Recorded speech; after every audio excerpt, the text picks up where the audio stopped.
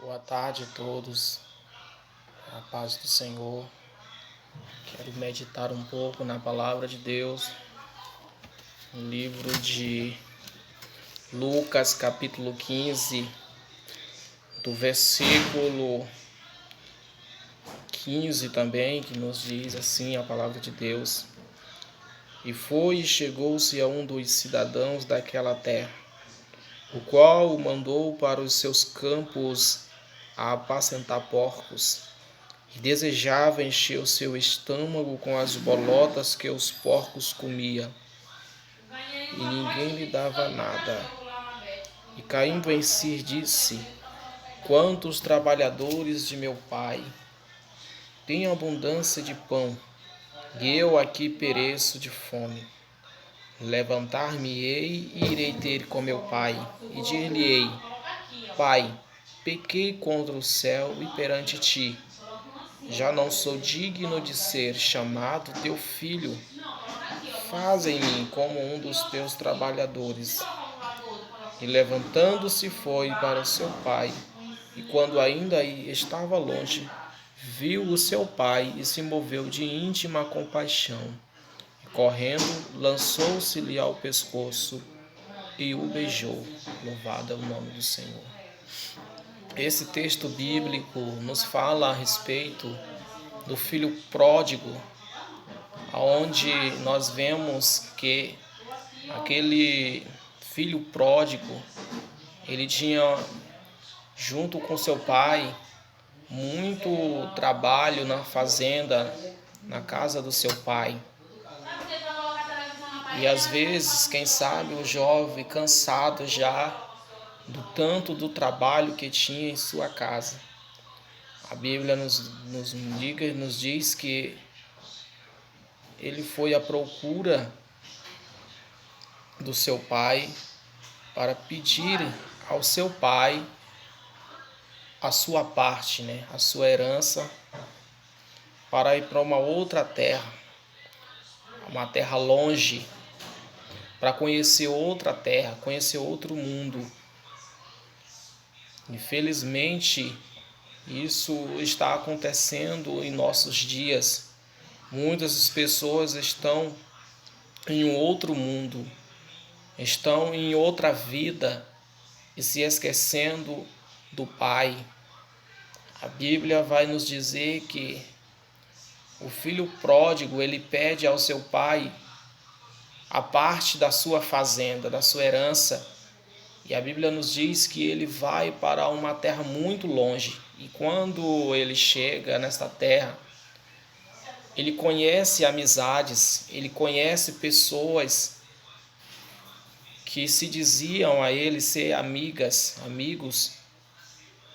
E nisso, aquele filho pródigo, ele foi enganado por muitos, pelas falsas amizades. A Bíblia nos diz que aquele filho pródigo, ele gastou todos os seus bens materiais, gastou todas as suas fazendas, suas riquezas que ele tinha, que seu pai lhe passou. E a Bíblia diz que houve uma grande fome naquela terra.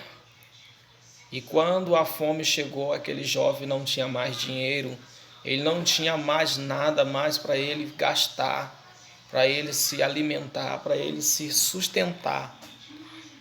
E a Bíblia vai nos dizer que ele vai à procura de emprego.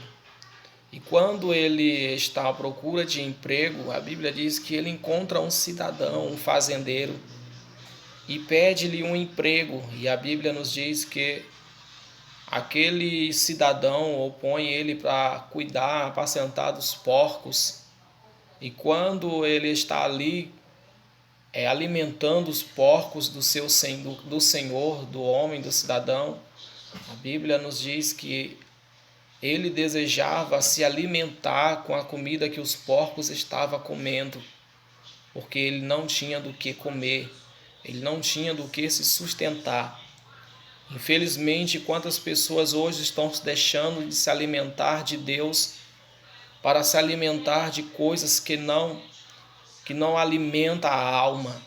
Quantas pessoas estão se alimentando de coisas que vai trazer prejuízos para a sua vida espiritual, para a sua saúde espiritual. É isso que está acontecendo no nosso meio. Então a Bíblia diz que quando ele viu que ele estava errado, que não estava certo aquela situação que ele vivia, e que ele ainda poderia ter o perdão do seu pai, ele vai à procura do seu pai, né? Ele começa a pensar a si mesmo, dizendo para si mesmo: enquanto os trabalhadores de meu pai têm abundância de pão, eu aqui estou perecendo de fome, estou aqui caindo de fome, ninguém me dá nada para comer. E a Bíblia nos diz que ele vai ao seu pai.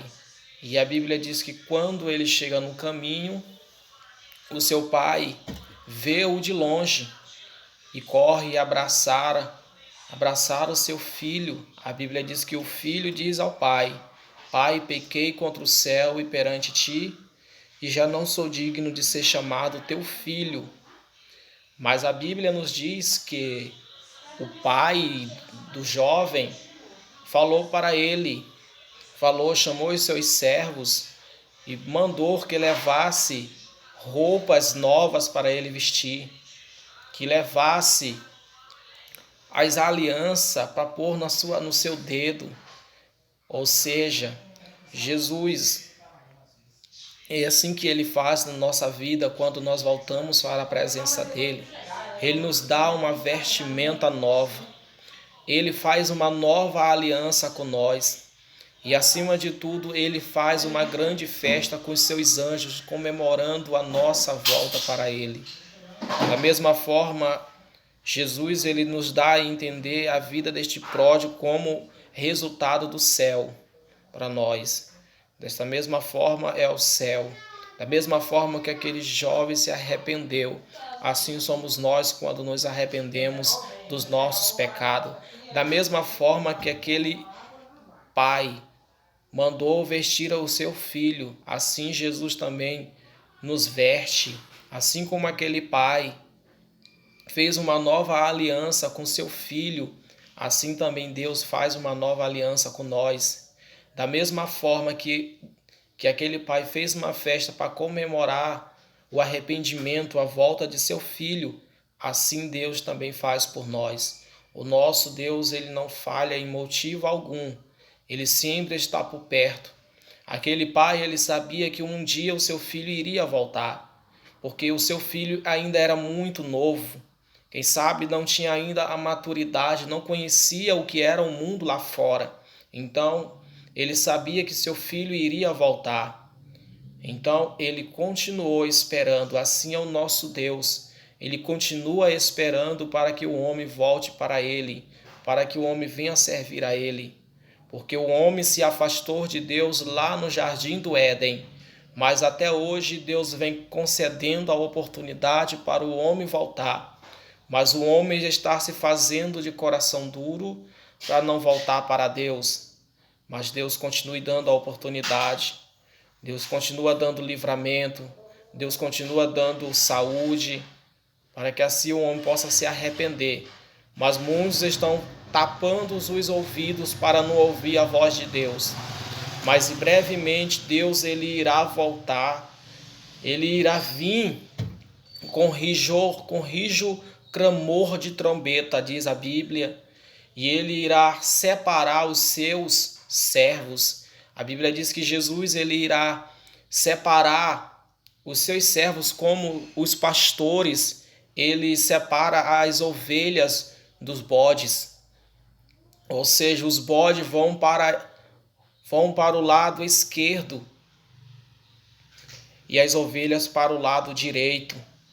E a Bíblia nos diz que Jesus irá dizer aos seus servos: Vinde benditos de meu Pai, possui por herança o reino que está preparado para vós, desde a fundação dos tempos, ou desde a criação dos tempos, do mundo.